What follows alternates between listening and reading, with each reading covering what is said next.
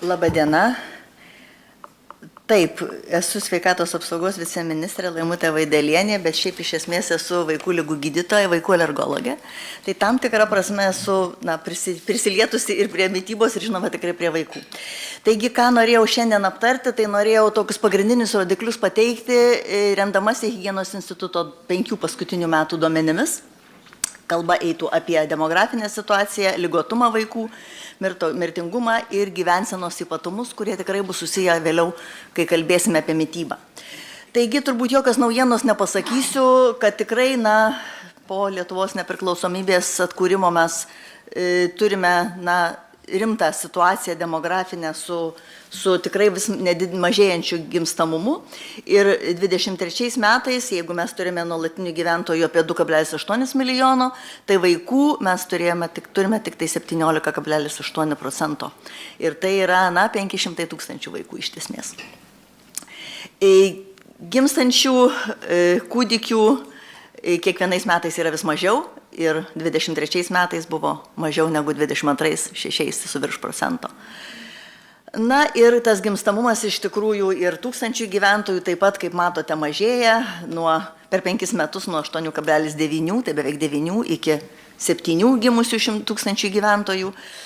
Ir žinoma, tas neigiamas natūralusis prieaugis iš esmės mus sudaro tokias sąlygas, kad mažinami vaikų skyriai, uždaromos stacionarinės lovos, nes vaikų mažiau, mokyklų mažiau reikia ir iš tikrųjų regionuose mes turim tikrai rimtą situaciją su vaikų sveikata ir, daugiau aš apie sveikatą, aišku, kalbėsiu, ir su jų sveikatos priežiūra.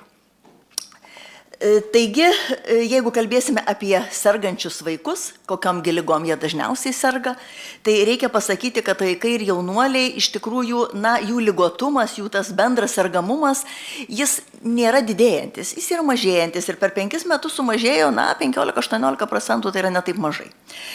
Vis tik dažniausi susirgimai, dėl kurių vaikai kreipiasi ir kuriais skundžiasi, tai yra kvėpavimo sistemos ligos. Antros pagal dažnį yra akies ir jos priedų ligos.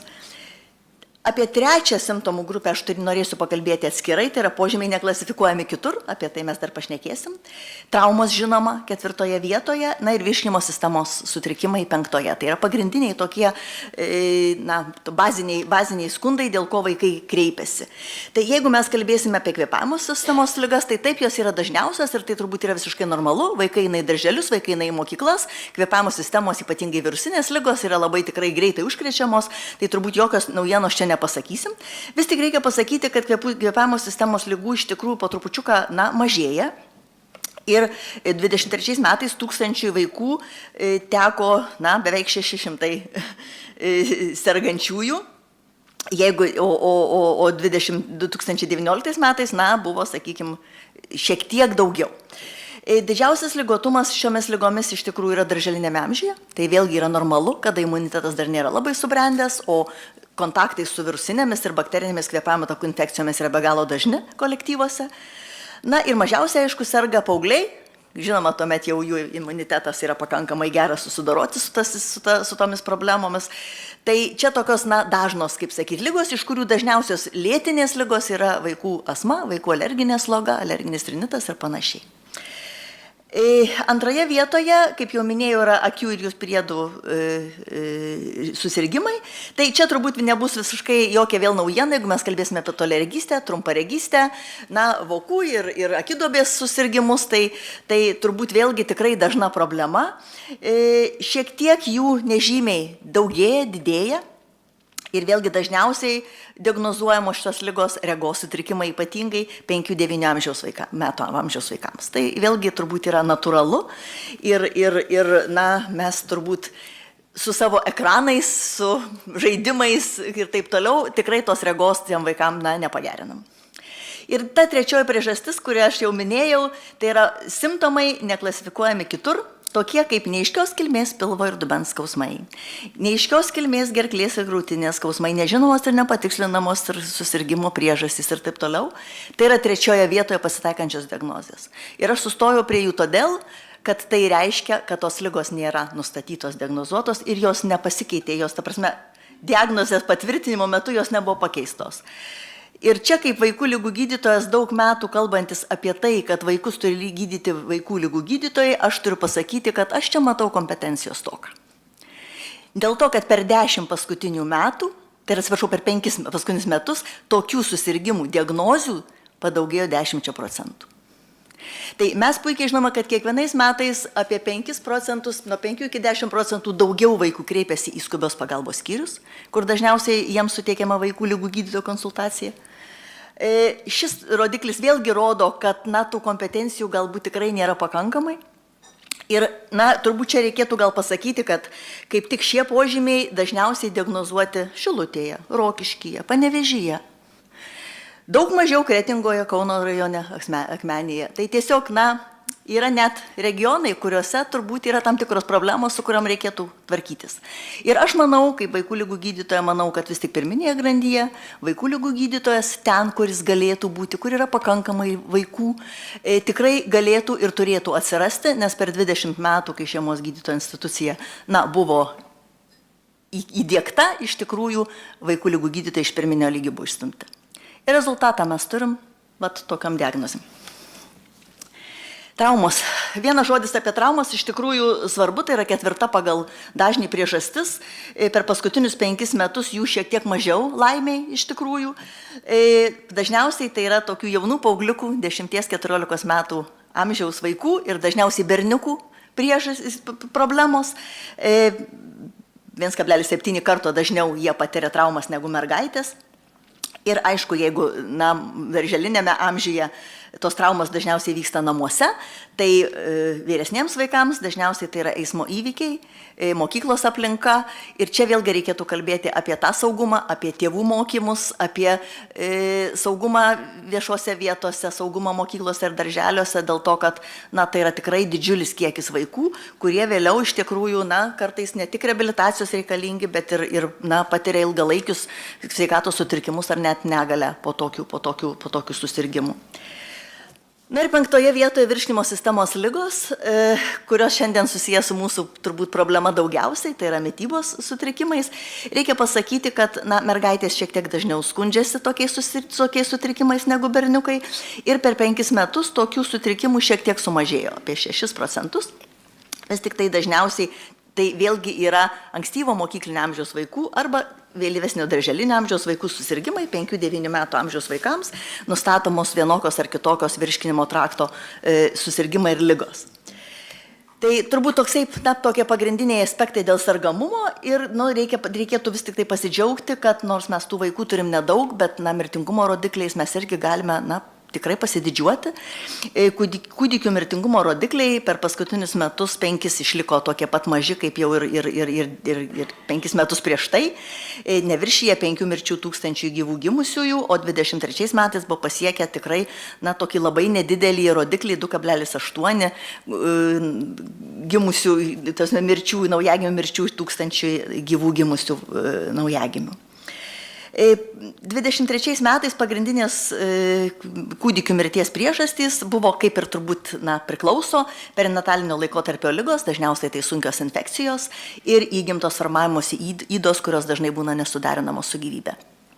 Tai yra tiesiog tai, ko negalima išvengti. O jeigu kalbėsime apie visų vaikų nuo 0 iki 17 metų vaikų mirtingumą, jisai iš tikrųjų yra sumažėjęs, kaip ir ligotumas, kaip matote, apie 18% ir 23 metais siekia beveik 8 mirtis 100 000 vaikų.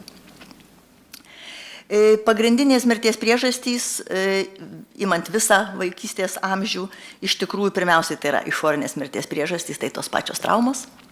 1 vieta, 7 mirtis 100 000 vaikų, piktybiniai navikai deja ir įgimtos formavimosi ydos, dėl kurių vaikai dažnai išgyvena, tačiau negali gyventi ilgo gyvenimo. Tai dalykai, kurių kartais gal negali išvengti ir vis tik tai yra kiti dalykai, kurių tikrai galima išvengti ir galima sutvarkyti, taigi jaunuolių ir vaikų gyvensenos problemos.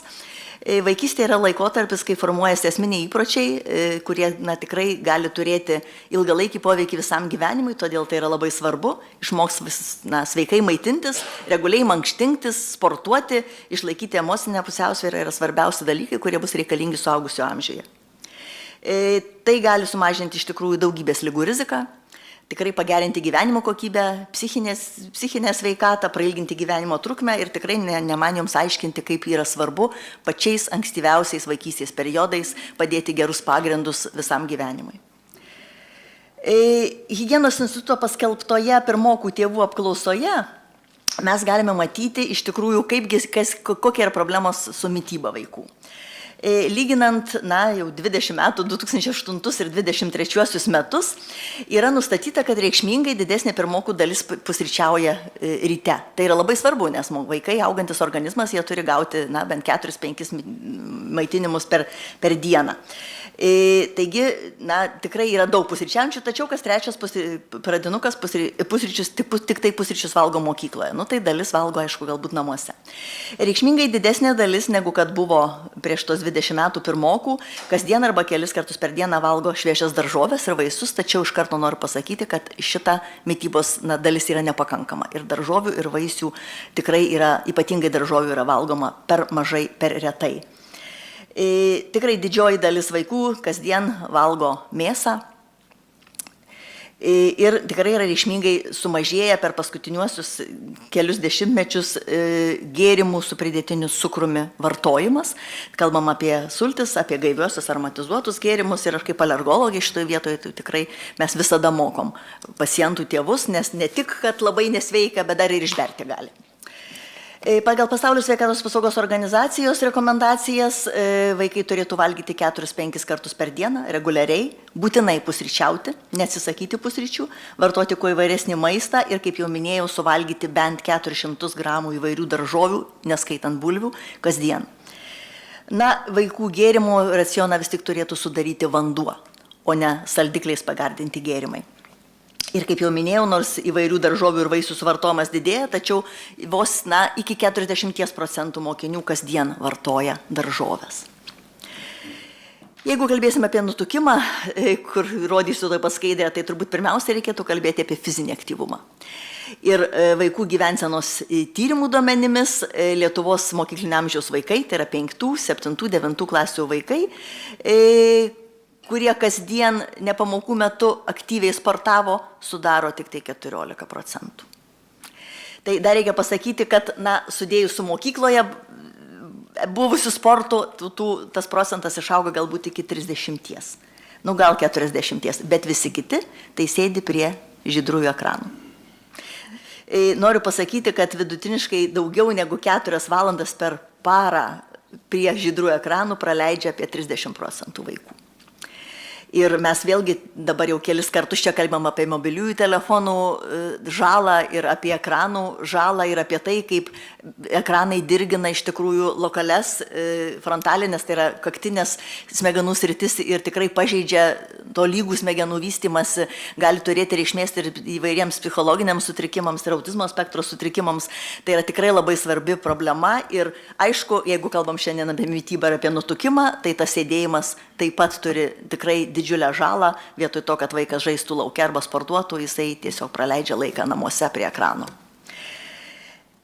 Kokie to rezultatai? Reikia pasakyti, kad iš tikrųjų nutukimas vaikų amžiuje nedidėja, tai tokia gal laimė, sakykim, tačiau vis tik tai antsvorį turi apie 14-13 dabar šiuo metu procentų vaikų ir dar apie 6-7% tai yra tikrai nutukę vaikai. Tai reiškia, kad virš 20% vaikų turi viršsvorį arba nutukimą.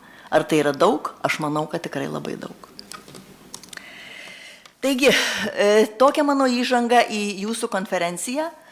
Norėjau supažindinti su pagrindiniais rodikliais ir labai tikiuosi, kad konferencijos metu ir toliau galėsite nagrinėti, kaip pagerinti vaikų mitybą, kaip išvengti to nutukimo. Jeigu norėtume daugiau informacijos apie tai, ką šiandien šnekėjau, tai iš tikrųjų Higienos instituto yra pateikti duomenys Lietuvos vaikų sveikatos būklės pokyčiai, toks leidinys, kur galima rasti daugiau informacijos. Ačiū labai už dėmesį.